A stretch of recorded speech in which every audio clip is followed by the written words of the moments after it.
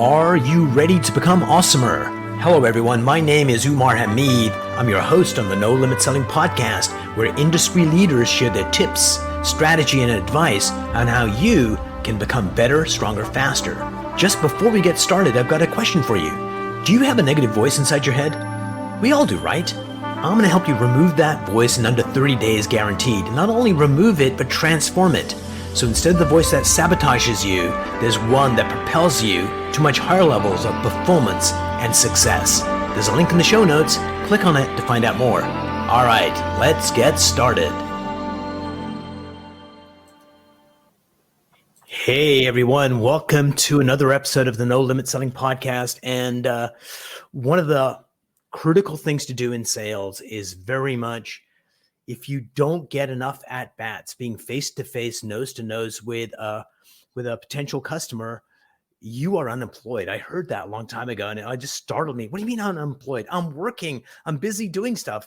But the question is, are you making money? And the answer was, no, I'm starving. So yeah, if you don't get an appointment, you're not a salesperson. You're an order taker waiting for the phone to ring. And today we have the privilege of having Bryan Shirley with us today. He's a master at this, been in sales for a long time. And he's going to show us today how to pick a dream client and how to land that meeting. Bryan, welcome to the program. Thanks very much, Umar, and congratulations on 300 podcasts. That's quite a lot of casting, and I'm honored to be here. Excellent. Yeah. 300th episode. And when we first started, we had about a lot of success. We got up to about 89 episodes, and somebody hacked the podcast, deleted all the podcasts, hoarded the podcast for about 60 days till the podcast provider finally kicked him out. And so we had to start from scratch. So glad to be back. And so Bryan, why don't you give us the 411 on who you are and what you do? Great. So I was a straight commission manufacturers representative salesperson for 20 years in the Maryland, Virginia, and Philadelphia, Baltimore, Maryland area. And I left that business in the early 2000s, actually went into real estate development in the city of Philadelphia, mostly renovation work, but we did some out of the ground work as well. And in 2006, I had one of those great offers to move to Southern California and become the CEO of a trade association of manufacturers reps. And so pretty much liquidated our inventory in 06, moved out to California. And I think everyone knows what happened in 07 and 08. And I'm not that smart, but I looked like a real estate genius for a moment. So spent about 5 years in the association world. And then pretty much since then, I've been doing public speaking and consulting and coaching.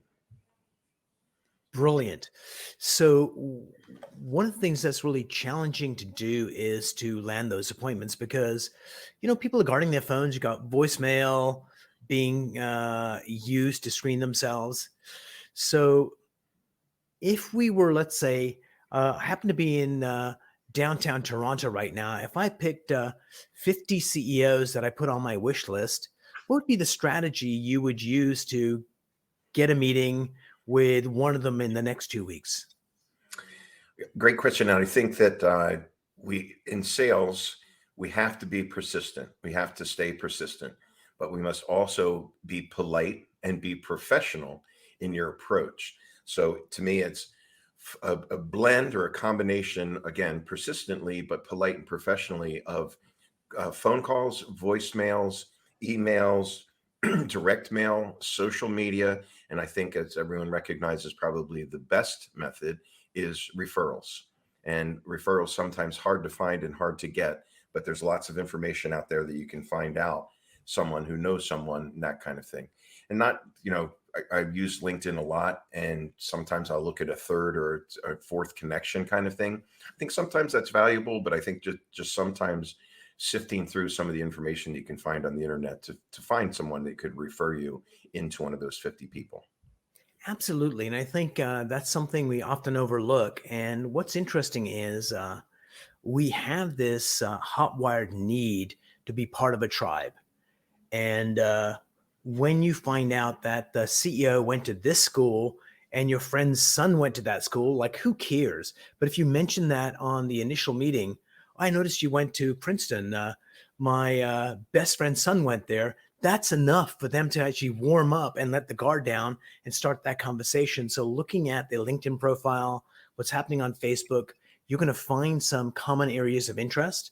And all you need is one of those to warm up that call. Referral is the best way in. That's one point of we're part of the same tribe. But you can find another. It deepens that connection and it removes the filters and it builds trust. Thoughts on that, Bryan? Yeah, and I think that we're trying to create and sustain relationships. So just like you say, Umar, you need to, in the beginning, find a connection, find a commonality, but you have to make sure that you're sincere. You're not going to write on the back of your hand Princeton University, and then when you meet that person, look at your cheat sheet. You have to be authentic and sincerely interested in that person and the connection you're trying to establish. So I wouldn't just, I wouldn't list 3 things on the back of your hand that says Chocolate Labs because they have Chocolate Labs, Princeton University, and your daughter goes to the University of Richmond. I wouldn't list those things on your hand and hold them up in front of someone. Really, I think in sales, and I think really good salespeople want to create relationships.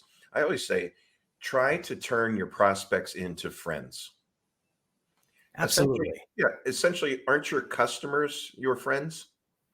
So what you're trying to do in this create and sustain relationships is have authentic and empathetic relations that you create with prospects that then turns them into customers, and then they automatically become friends. So I think it really goes to the point of intent. So let's say you've heard of this phrase, commission breath. We have a salesperson that's really desperate and somebody comes in and they can tell that their intent is to sell them something, whether they need it or not, even though you're masking it with the right words. So when you come in and say, before I make this call, what I want to do is I want to add a value to Bryan's world. And the end result I want is for us to be friends. And if a byproduct of that happens to be that we do business, all the better. But if my intent is friendship and being of value, you can sense it in that conversation, the way my tonality, my body language, the questions I ask and the information I provide lends to building trust. And you kind of get a sense of, I want to talk to this guy a little bit longer. Absolutely. And it's really, a good friend of mine, Graham, says problem first, product last. Right. And I don't like too many of the phrases like what keeps you up at night and all that kind of thing. But it's really what you want to get to is, Umar, what's the biggest challenge you have on your desk today? What's the biggest challenge you have in your business? What's the biggest challenge you have in your life today? And then again, back to the being sincere and authentic and empathetic when you're truly understanding what they're telling you, if they open up and tell you a problem, and then go be the hero, solve that problem. Just make sure that you're solving the problem from their perspective of what their problem is, and you're going to be instantaneously a trusted advisor to them.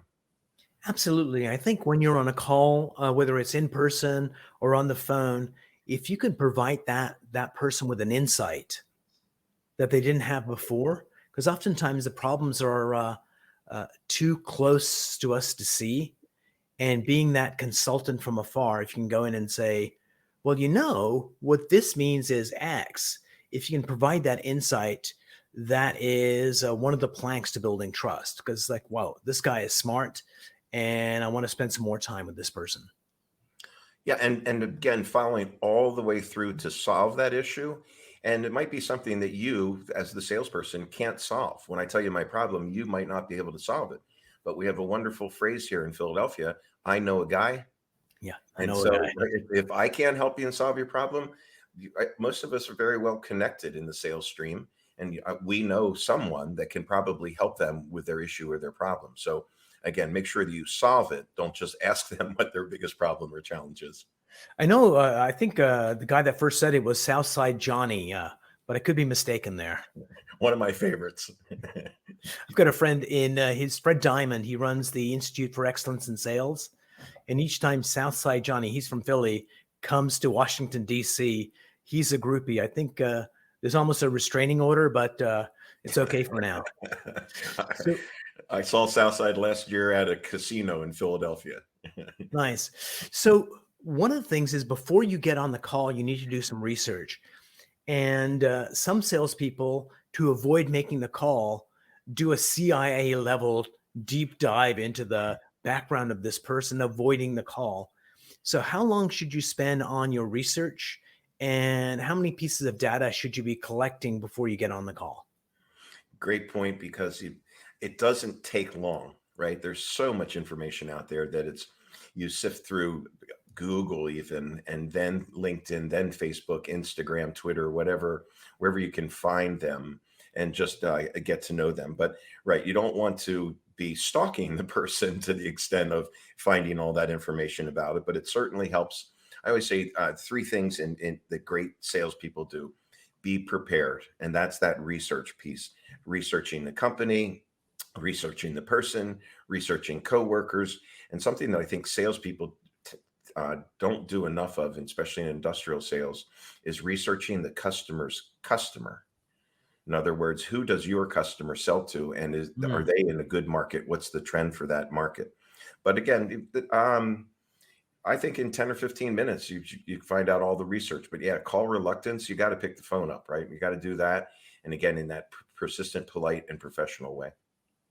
Absolutely. And so, what's a good way of what are some of the best practices in using social media like LinkedIn, Sales Navigator, Twitter when prospecting?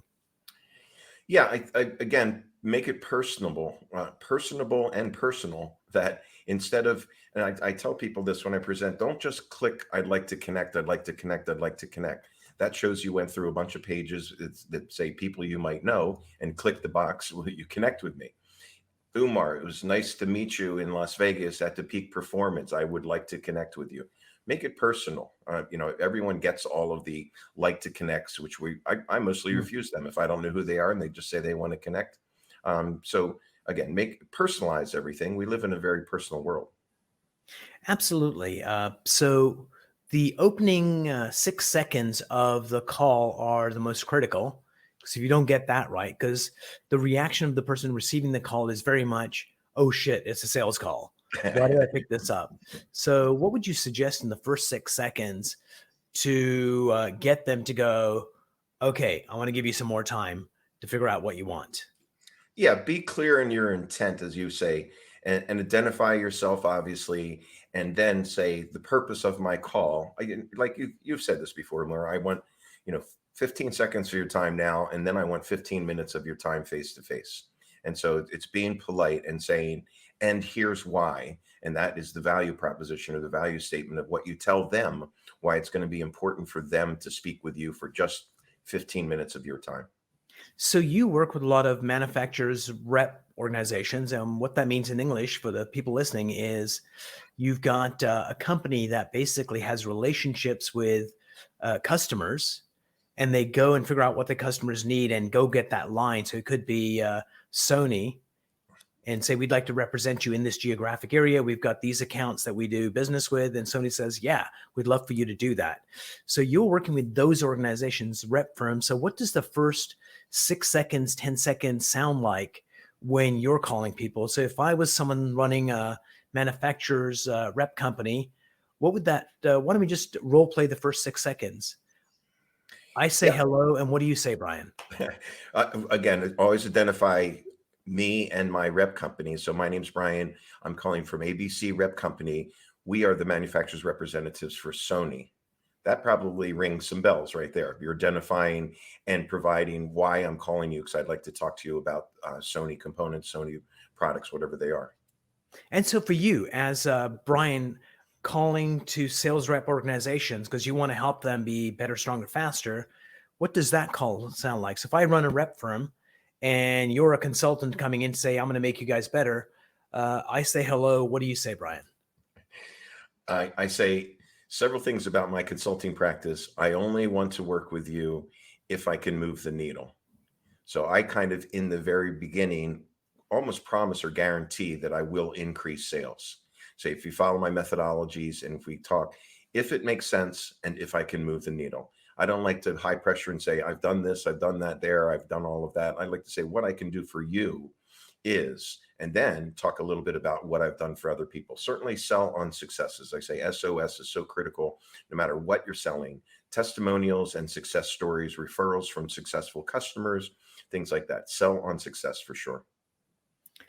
So, Bryan, what are the typical objections salespeople would hear when they're trying to set an appointment? So they get the first seconds, the person hears what they have to say, and then they say, what are the typical objections? Well, I don't think any of us need more phone calls or more emails in our inbox, right? So we're kind of plagued with that. But I also would remind people that the old adage about it takes 7 touches to get an appointment, I think that number is now double. And I think somewhere between 7 and 14, 90% of salespeople give up. So back to my being persistent, you have to be persistent and consistent as you're continuing to follow up. These days, depending upon your industry and what you sell, the easiest thing for people is they don't go to the office anymore. So that's an objection. To me, you need to be creative, do something different, unique, and new, and say, I'll meet you at Starbucks. How about if I buy you lunch? How about if I meet you wherever, on a picnic table outside of your building, wherever it's convenient? I think we're back past the COVID point of being able to see and touch people. But again, there are just the logistical part of, are you back in the office? Or if you're back in the office one day a week, getting in to see them there. But I think the customers, especially depending upon your industry, industrial sales calls after COVID, the salespeople were turned upside down. If you think about, we used to go meet with people all of the time, all the other functions in like in a manufacturing facility, the purchasing people, yeah, they had to change things a little bit. Production people had to wear masks and gloves and things like that. But the function to me that was most turned on our head was the salespeople. We were used to going out every day and meeting with and talking to people, and we got that taken away from us. And good salespeople love to do that. So part of the getting back out there and getting in front of them, it's harder now because they kind of got used to not seeing you and they're okay with it. Or again, they're still working from home and doing this type of communication, which is face to face, but it's not quite like being in the room. So I'm going to give you some objections. You're calling me, you're a sales rep. Let's say you are a consultant coming into a company and I say, hey, Bryan, that sounds really good, but I don't have time for this right now. Why don't you contact me in the fall? I'll put it on my calendar to call you on September 3rd. Cool. We don't have the budget. I'd like to talk to you about what your budget is and what it will allow and what new products or new ventures or new buildings or new houses you intend to purchase. What is the budget? If you're willing to share with it, it's not in the budget. Are you willing to share what the budget is and has? Bryan, tell me about a noteworthy call that you got. Somebody selling you that perhaps a call you didn't want, but they were like so good at their craft that you basically were happy to take that call. Do you have any particular memory of one of those coming up? I probably have a handful of those, which entailed when I was in our Southern New Jersey office, and copier or printer people would come to make a pitch. And at that time I had the lofty title of president. So I would, if I had time, I'd let them come in. And I mean, that was a daily occurrence almost if I was there. And I would love to see, because they usually got some real professional training if they're coming in trying to sell me a Minolta Conoco or a Xerox printer or something like that. So their training was pretty slick. But so I would invite that. And even on the phone these days, not so much. We get so much spam on the phone.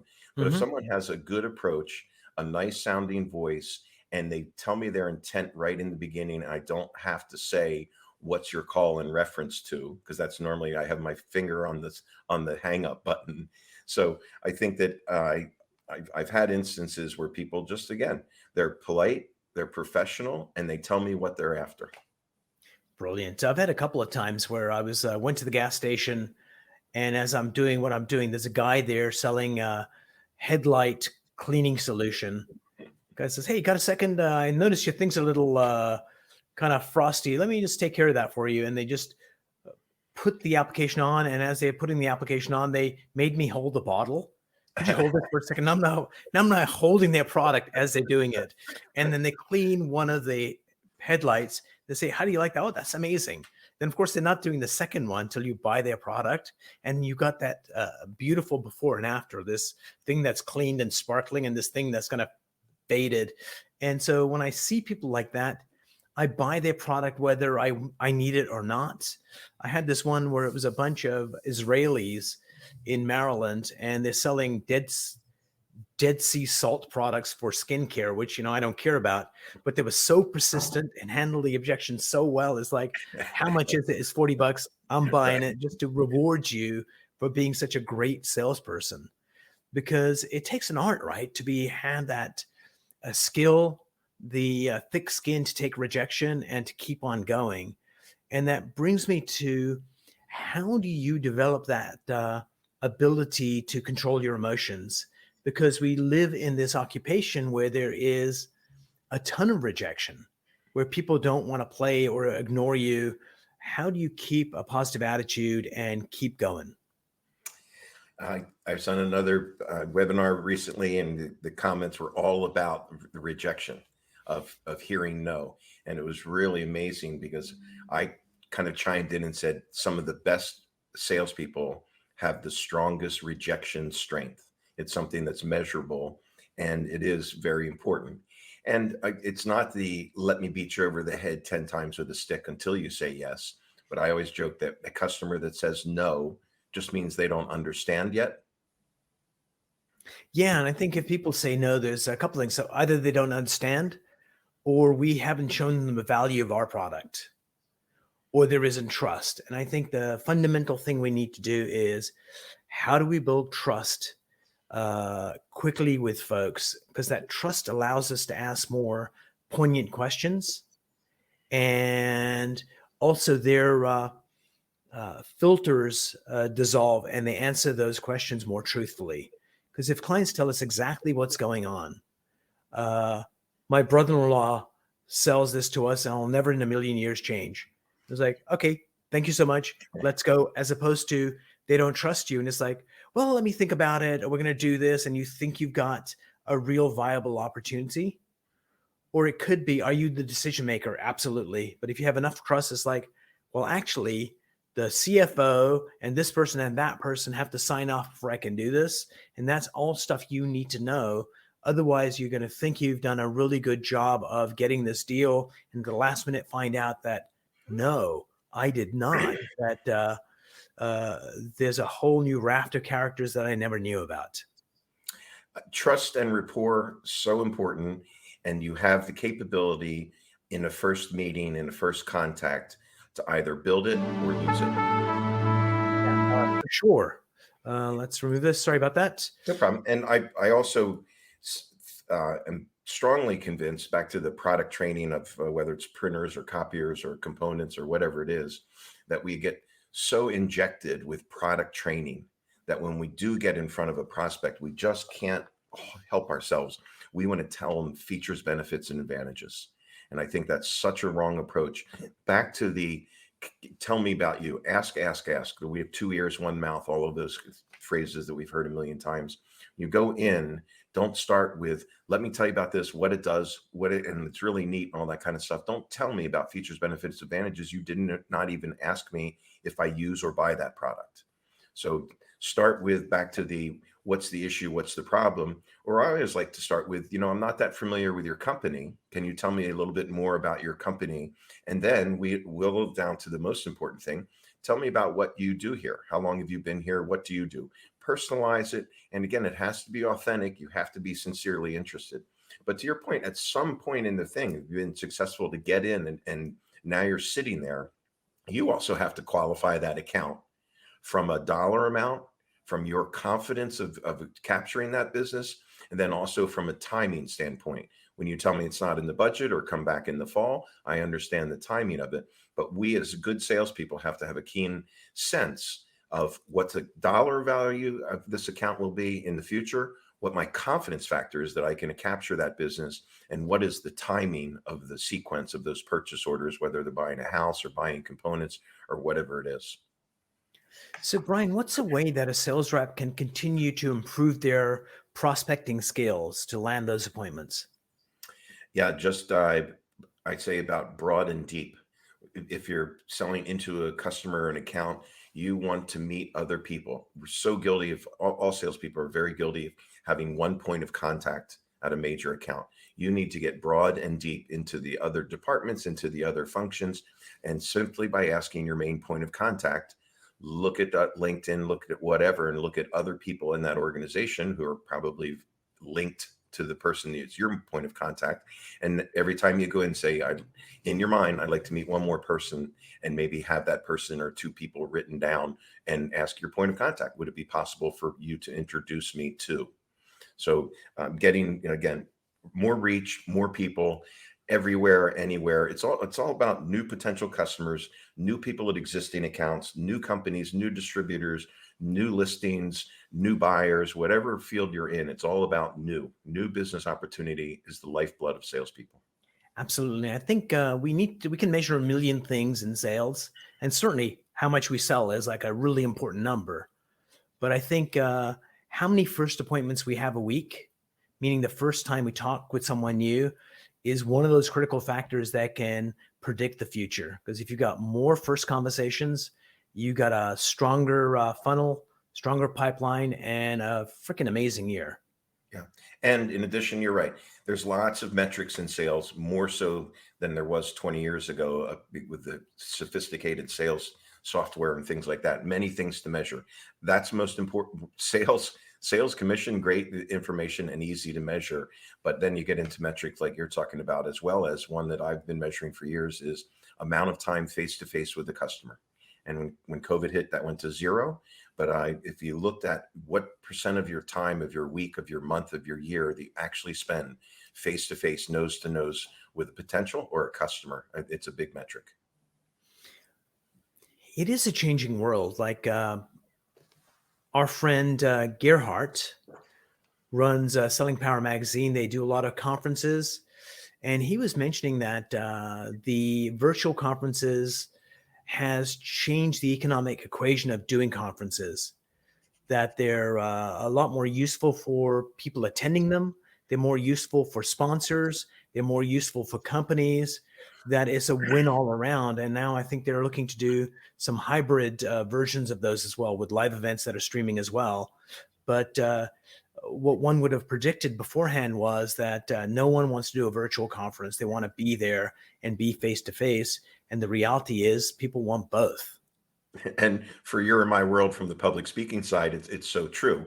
And Gerhard's done a great job with the Sales 3.0, which now is a on-site and virtual both. I think it's really difficult from a timing standpoint to expect someone from a virtual aspect to spend a day, like 8 hours on a webinar or on what we're doing here. But people have done very successfully to do bite sizes of that.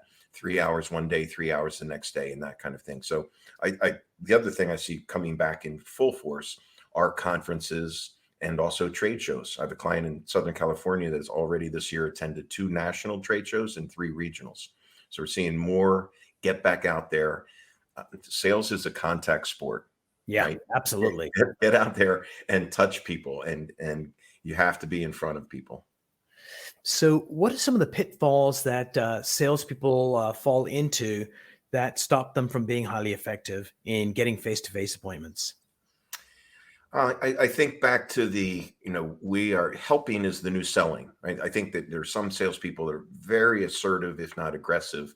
I call them, and I think at one point in my life, I was that person where I was chewing rusty nails and broken glass just to get to a new prospect. And I think that was kind of a selfish or self-driven motivator, when again, it's back to what's in it for the customer. What is it, helping is the new selling. How can I help them? What's the problem or issues you're facing, instead of let me try to sell you my product lines. So Bryan, what is one piece of advice you would give sales people that would allow them to be more effective? Serve your customers, be customer centric, sales focused. So again, back to at some point, the salesperson, need to qualify the account, and you're not going to say, I can't sell them anything, so I'm not going to help you. You help them as much as you can, but you need to have, I say it's kind of the best salespeople wake up and smell the money, wake up and know what direction. If you think about what we have as salespeople, time, is our currency. Time is the most important thing, especially if you're a straight commission salesperson. You get to wake up and decide, I'm going to go do this, I'm going to go do that, I'm going to go do something else. And hopefully that's going to generate the highest dollar and highest income for the company and for yourself. Brilliant. Bryan, thank you so much for being on the show. How can people get a hold of you? We're going to put your links in the show notes so people can find you. But what's the best way to connect? Email is easiest, and mine's pretty simple. It's Bryan@BryanShirley.com. Bryan's with a Y. So Bryan@BryanShirley.com. Brilliant. Hold on for a second. Where is, let's go at the stream here. If you enjoyed this episode, please go to iTunes and leave a 5-star rating. And if you're looking for more tools, go to my website at NoLimitSelling.com. I've got a free mind training course there that's going to teach you some insights from the world of neuro-linguistic programming, and that is the fastest way to get better results.